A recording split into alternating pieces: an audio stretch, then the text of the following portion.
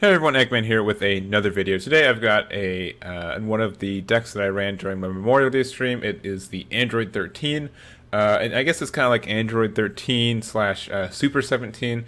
I don't know if this has just been like a lot of just kind of throwing stuff against the wall and seeing what sticks. And in general, I just want to get Android 13 to work, and this was a lot of fun, and I want to show it off. So real quick before we start.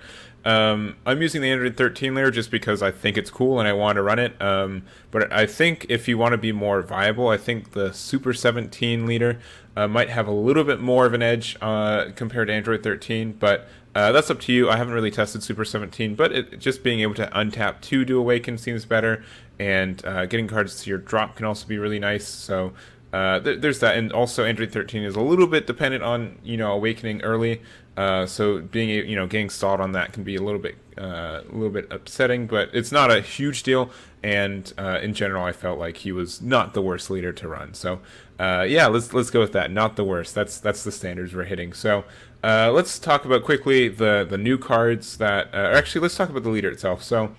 Permanent, if Android 14 and Android 15 are in your drop area, you can activate this card's Awaken when your life is at 6 or less. So being able to Awaken at 6 is neat. And then it's a draw 2 leader, and then also on the Awaken side, so when your opponent's Son Goku or battle card with energy cost 6 or less is placed in the drop area from any area by one of your skills, this card gains critical for duration of the turn, and then when this card attacks, draw 1. So just for clarification on the backside, so if any card with a cost of 6 or less, or any battle card is placed there, or a Son Goku or 7 or higher, I think they could have worded that better, or not even just take the Son Goku part out. I think they did it because of lore stuff, but like I don't think like having like a 7-drop Goku or something like that is like really that's just really fringe and kind of makes it weird consistently. But it's any battle card with 6 costs or less that's put in the drop area by a skill. So that can be being blown up, it could be being discarded through like Android 16 and or like Chile, or it could even be sent to from their life to the drop area from critical. So that can be really interesting. Having like newfound power Son Gohan swing in and then hit something, and then bam, your leader has critical as long as he's awakened. So that's really neat. It's a little bit luck dependent, but I think it's cool, and that can be a bit of an edge. Being able to have a leader that can be really offensive, be able to get card advantage by drawing 2 and awakening quickly, and then also being able to just have a crit, though it is dependent on you doing stuff, but it's stuff you want to be doing anyway, so it's not like a big deal. So let's go first. We're running 4 newfound power Son Gohan and 1 Infernal Emperor Frieza. Both these guys are very good at self-awakening, especially newfound power Son Gohan, just because it's a 15k crit that also self-awakens. That can be really good and just really pushes forward our game plan. Frieza, just because we need some more self-awakeners, and when I originally made this deck, I made it green-yellow to take advantage of the Frieza's army stuff in card destruction, but I decided that mono green was where it was at, and so I ran 3 of these. Having 7 self-awakeners seems pretty good. Most of the time people are attacking you right now at least once or twice, so being able to it's really easy to awaken. I don't think it's a big deal, so there's that. And then from there, so let's go through the chains, I guess. So we've got the 13 chain. So we got some new cards. First, we've got Android Shoot 14 and 15. So Active Main, place this card from your drop area, or in your drop area from your hand. If your leader card is an Android 13 card, draw 1. So that's really helpful. Being able to just get some free cycle and also put this in your drop area for free is helpful for not only awakening, but also for our Android 13, the Brilliant. And then, so this card, so it's a Union Absorb. Choose 1 Android 14 and Android 15 card in your drop area and place them under this card. If your leader card is an Android card, choose up to 1 Android 13 card from your hand with an energy cost of 7 and play it on top of this card. So being able to kind of, I guess, turbo this out with this new 13 can be really helpful. The fact that it has to be in your hand, though, can be a little bit tricky, but that's kind of the cost of being able to turbo it out. It's not a huge deal, but it does mean that I really want to run 4 of this guy, which can be kind of cloggy at times, but I think it's worth it. Yeah, also, so something to clarify real quick, the ruling as I've seen it so far is that you can just put 1 of this android troop underneath this card to do the, what is it, the Union Absorb. I haven't seen anyone say against it, and first I thought you still need to place 2 cards, but as far as I've seen it, you just have to put 1 under it. So just if there's any confusion, I don't want to start like a ruling war down in the comments on this, but that's how I think it's being ruled right now. And if it changes after this video, then don't call me stupid. So and then there's the Unending Destruction, Android 13. So this is kind of like the end of the chain. So it's a double strike. When you play this card, your opponent chooses 1 card, chooses 1 of their battle cards and KOs it. Really important that they get to choose. It's not just an unconditional blow up, so that's a little bit sucky. But the not sucky part is when 1 of your opponent's battle cards is placed in the drop area from any area by any of your skills other than this one, your opponent chooses 1 card from their hand and places it in their drop area. So the wording on this one's a little bit tricky too, so it's just saying like the second auto can't just keep pinging infinitely, but if you ping something with the first auto, you get the second auto, since they're 2 different skills technically. So that can be really cool, and then yeah, just being able to this is like one of the few like loops that we can have. We don't have any cards that really kind of. Usually anything that procs on your opponent's turn or something like this is a once per turn, but this isn't a once per turn, so you can really take advantage of that, and yeah, I think it's cool. So to keep this chain going, we've got so Double Impact Krillin. This card's a must, especially since we're running Hand Destruction, and one of the big counters to it is Tau. So when you play this card, choose 20 of your opponent's battle cards with any cost of 2 or less, ignoring barrier, and KO it. So really helpful. Procs our leader and our chain, and just a really handy utility.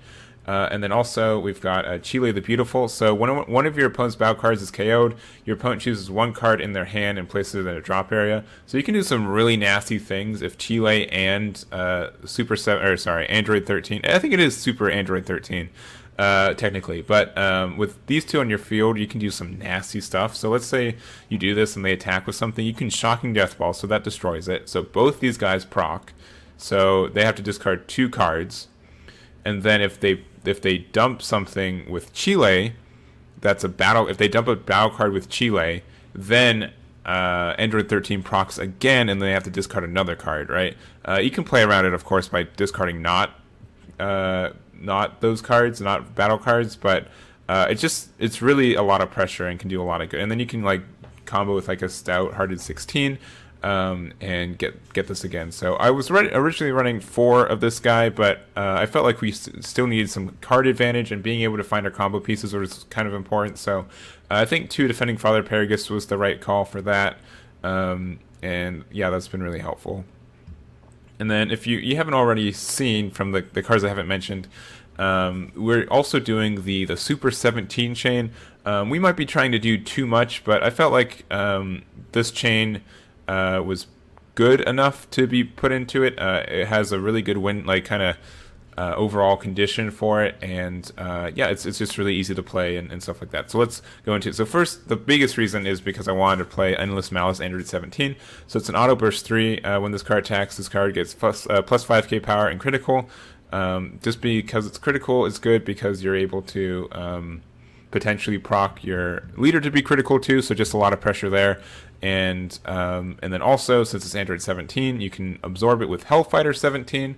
Hellfighter is great for just going into your important cards. I don't know why it has barrier, because you'd almost want to do this immediately, but so it's a 15k, and then you can go into either the Super 17 to Further Heights. This is good just because with your 3-drop, you're just able to go into a card that blows up something. So for 3 costs, you get to blow up something. And it's also Barrier Deflect, which is nice. And then also you have the ability to do a Union Absorb into a Cell card, with a Cell card to go into Super 17. So a lot of synergy there. Also, we can go into Super 17, the Infernal Machine, and this is great synergy. If you already have like Android 13 on the board, if you go into this guy, When you play this card, you may choose 2 cards in your hand and place them in your drop area. If you do, your opponent chooses 2 cards from their hand and place them in the drop area. If they discard 2 battle cards, they have to discard 2 more cards, right? So that can be great. The fact that its attack can't be negated, so this can be just a good win condition. I guess that would actually make good sense. So the only thing I'd say about Android 13 is that it doesn't have any protection. But like, let's say turn 3 you do Hellfighter, you just summon it, and then it has barrier. Turn 4 you can do Android 13 into 13, and then also absorb into Super 17, and then pop some things. That could actually be really good. So yeah, that could be a good combo there, and just really maximize and kind of doing some hand destruction at the cost of an extra turn, right? But all that seems good. And then lastly, we go into the Super 17 as well. So since this chain is different than the 13 chain, you just have to have them present. So Hellfire 17, you place one Android 17 card from your hand or drop area under this card to do it, and then it finds the Super 17. Not now, my security software. You choose 117 with energy cost of 4 from your deck or drop area, so that's good. And then this, you choose a cell from your hand or drop area, and then you choose 1 Super 17 from your deck or drop area. So that can be good. As long as these cards aren't stuck in your life, you just have options for it. And really just the fact they can be drop area can be really handy. So and then we've got Super 17 still absorb, so it's a critical dual attack, which is already insane. But also Sparking 10, with this card attacks, if your leader card is a green Android card, your opponent chooses 2 cards from their hand and places them in the drop area. So that's just a lot of hand destruction, and the fact it's critical and dual attack just means that the destruction is still going to be there.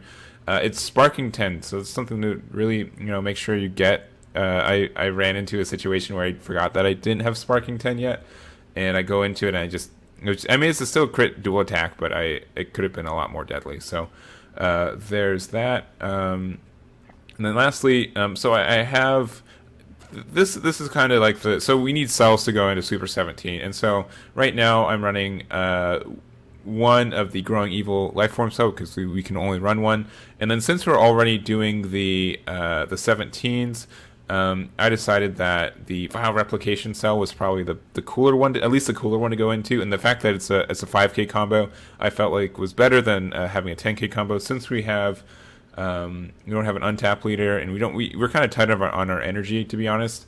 I felt like this cell was the better one to run. But when you play this card, if your leader card's an Android, draw 2 cards, and then you play 2 Cell Junior tokens. So you just get a lot of advantage for this. It can even be good just hard casting on turn 5.